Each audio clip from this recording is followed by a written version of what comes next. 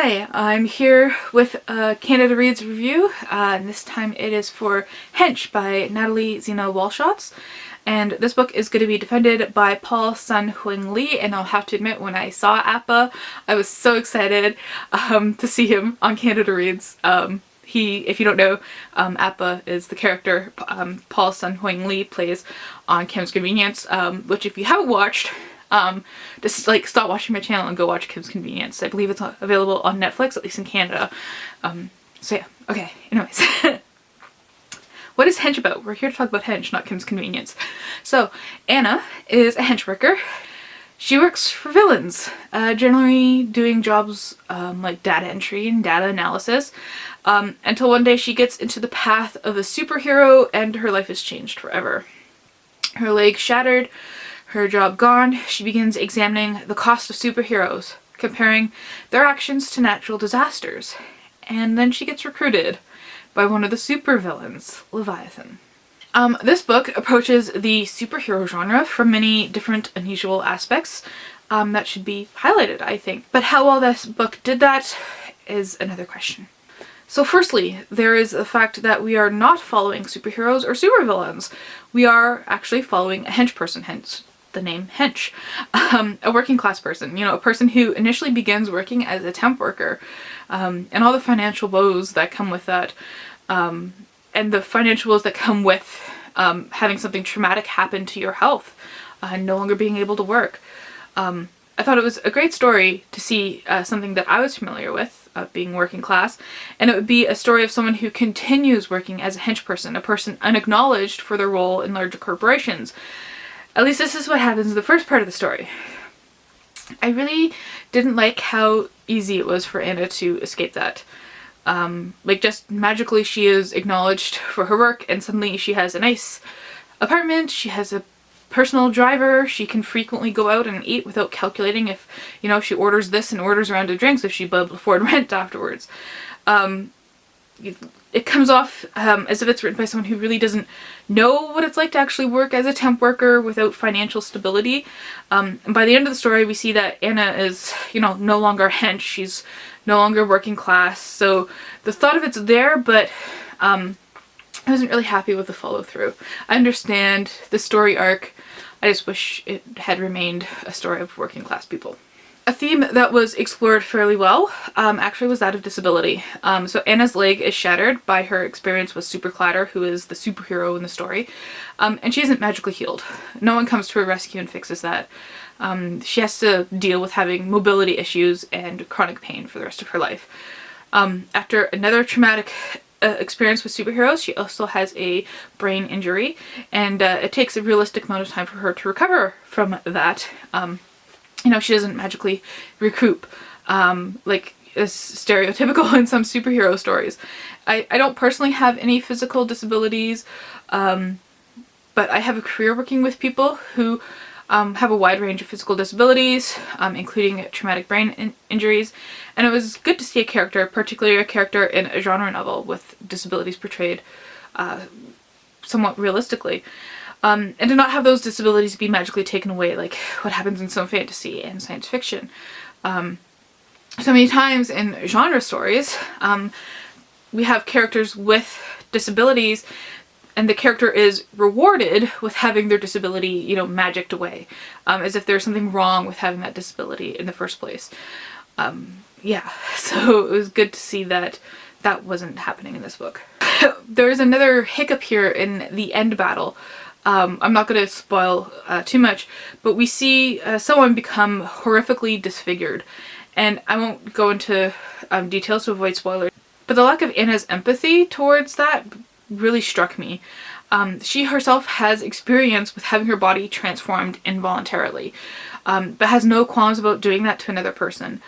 There are too many times where I was questioning how hypocritical Anna was as a character. So when I heard this novel was about a hench person, I kept expecting a lot more depth in this novel than what we got. You know, I kept waiting for Anna to truly examine the line between hero and villain, or at least examine her own motives and morality for working for villains. Instead, Anna remained kind of this very superficial character. Her big breakthrough was determining how much the damage done by superheroes costs the world, both financially and in regards to life cost. Not just killing people, but also causing them to be physically and mentally disabled as well.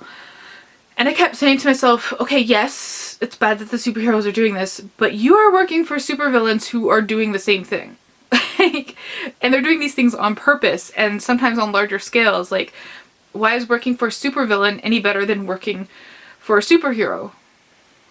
But that question was never asked. You know, Leviathan seems to keep throwing henches at Superclatter. Leviathan is the supervillain, and he doesn't care about their life, and Anna never questions that either. You know, she questions henches being hurt by superheroes, but not supervillains using henches as fodder. These questions are never addressed, and I thought that was a big lack in the story. We're shown that Anna's superpower is data analysis, which is pretty cool, I have to admit. But I question how good she really is at analyzing when she seemingly turns a blind eye to her own actions and of those people who benefit her. Those questions of morality and being so hypocritical seemed very obvious to me, but they were totally non-existent in the story. I also felt like I was reading a sequel to a book without having read the first book. There's a lot of cool things happening in the background, a lot of cool things being alluded to that just kind of seemed glossed over, as if the reader should already be aware of them.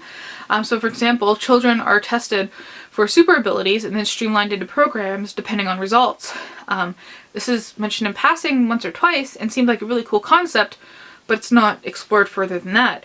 There are also hints at the background story of the main supervillain and the superhero that seem to be quickly covered over as if they were already written about in a previous book. So it was odd because I knew this wasn't a sequel, it's actually a debut. So I felt like I was missing too many pieces of the world building to kind of get this full picture of what was going on. So overall, unfortunately, this book to me felt very superficial, but on some level was also quite enjoyable. The action was well paced, and I felt the tension between the characters at times, especially between Superclatter and Leviathan. The pacing was on point as well. I felt frustrated with Anna, and especially when she wasn't allowed to go right back to work after her traumatic brain injury, and was disgusted at the final act of body horror, which I think is good writing. When I was able to kind of suspend my questions, I was actually enjoying what I was reading, and saw some of the parallels to our own world. So some of those parallels are obvious, like asking how much responsibility a hench person has for working for an evil supervillain is kind of similar to asking how much responsibility, say, a data entry worker has working for a company like Nestle, which, you know, they use slave labor. They're responsible for destroying a lot of vital water sources for local communities. They're arguably an evil company, right? But how much do we blame the person who's doing data entry for them? Or comparing the life cost and physical damage, which Anna compares to natural disasters done by superheroes to the damages done by police or soldiers. You know, how many people each year are killed or harmed in such a way that they can no longer contribute financially to their community and in fact end up costing their community money. Now, I want to say here, I'm not arguing that a person's only value is their ability to produce labor and money. In fact, the complete opposite. It's just one tangible way in order to measure the cost of these actions, and it's the way that Anna measures them in Hench. So these are some parallels I found myself making while reading Hench. So how well does this book fit the theme of this year's Canada Reads? So the theme for this year is one book to transport you. So this book is science fiction, is what I classified it as, which has as its core value a book that will take you away to distant lands, places, times, universes, while also reflecting back at you your own world. And that's actually my favorite thing about traveling in general and science fiction. It makes you look differently at where you started. I don't think this book was that successful, unfortunately. I found myself asking too many questions to suspend my disbelief and to be able to fully delve into this world, which actually doesn't even have a name, which is odd. Like, why in a world of superheroes is a supervillain allowed to have a campus with a public address without being constantly surveilled and attacked by superheroes?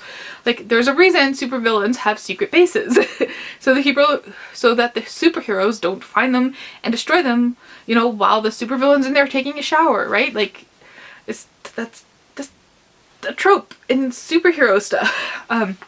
But in this world, everyone knows where this whole campus is, and it's big enough to provide housing and entertainment and stores for all the henches working for Leviathan. So why didn't Superclatter just destroy it outright.